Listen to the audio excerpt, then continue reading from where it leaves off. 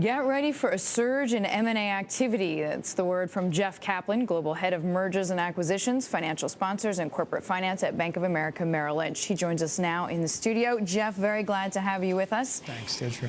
So there's a boom. I guess maybe we'll ask you to quantify it. If you had to grade on a scale of 1 to 10, how you see confidence now, so far this year versus last year, what mark would you give this year? What mark would you give last year?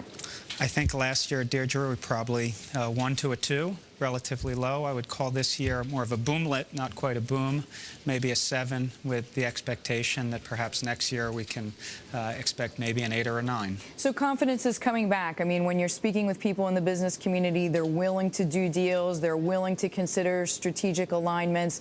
They're not worried about what if I take on too much overhead or what if the synergies don't line up. I mean, what are the biggest concerns you're still hearing?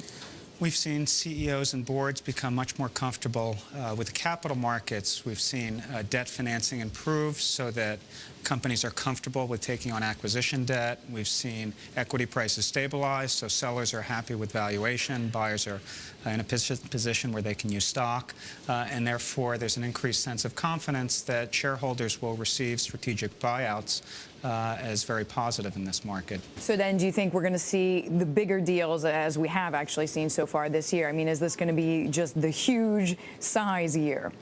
I don't think it's going to be the size year of years past. We've seen good-sized deals from Disney Marvel starting things off. In late August, we've seen Kraft Cadbury. We've seen a number of tech deals, all of which have reached the $10 to almost $20 billion size. And recently, we've seen leveraged buyouts. Actually, Blackstone announced a $2.5 billion buyout, marking a recovery in the financing markets for private equity deals. Jeff, with this recovery in M&A, with private equity's appetite returning, I want to ask you a question about the competitive landscape. Fees. There are fewer banks in the business now. We've seen, obviously, Lehman go, Bear Stearns get swallowed up.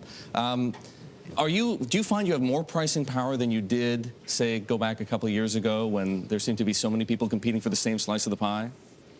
I think, Eric, fees are always competitive. There are a number of large bulge bracket competitors as well as boutique competitors. So that keeps pressure on fees. But we find that if clients are happy with their advisor, they're happy to pay for services. Eric raised the specter of competition within your group. I mean, how many people are you worried about losing to specialty firms?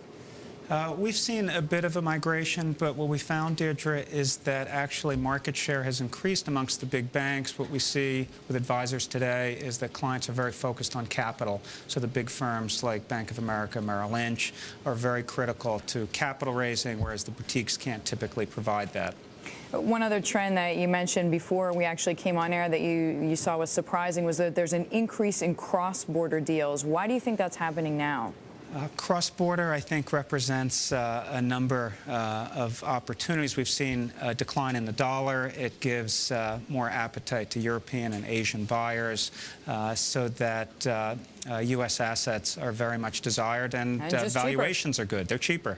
But if the U.S. dollar continues to decline, do you expect to see cross-border activity pick up even more? I think so, Eric. I'm expecting that cross-border for 2010 will be very active. All right. Jeff, we thank you so much for coming in. Thank you. Jeff Kaplan there. He is the Global Head of Mergers and Acquisitions Activity at Bank of America Merrill Lynch.